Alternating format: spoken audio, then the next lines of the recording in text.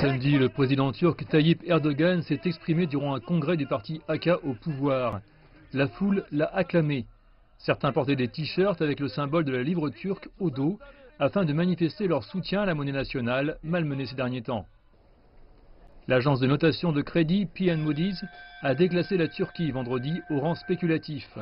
La monnaie turque a perdu plus de 40% de sa valeur cette année.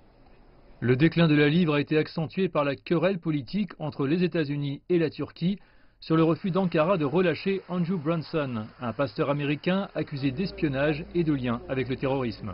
Les États-Unis ont d'abord imposé des sanctions à 2 ministres turcs, puis appliqué des droits de douane supplémentaires sur les importations turques. La Turquie s'est alors engagée dans des représailles. Washington a prévenu Ankara que d'autres sanctions pourraient être appliquées si Brunson n'était pas libéré. Erdogan demeure cependant impassible.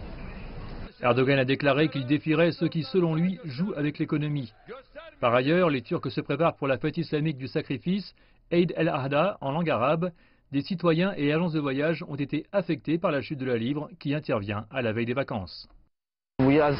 J'avais prévu de partir à l'étranger cet été pour un festival de musique en Hongrie et en Croatie, mais en raison de l'évolution du taux de change, mon budget est maintenant insuffisant.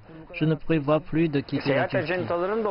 La situation pourrait avoir un impact négatif sur les agences de voyage car des circuits organisés ont été vendus en livres turcs en échange d'euros et de dollars, surtout sous la forme de paiement par carte bancaire échelonné en 6 et 12 versements.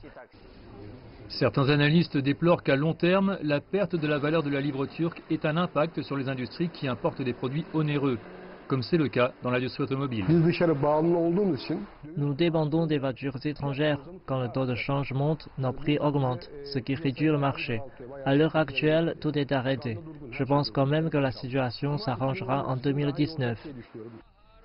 Par ailleurs, alors que la Turquie réagit en réponse à ce que Tayyip Erdogan appelle une guerre économique avec les États-Unis, Ankara a reçu des mots de soutien de la part de la Chine.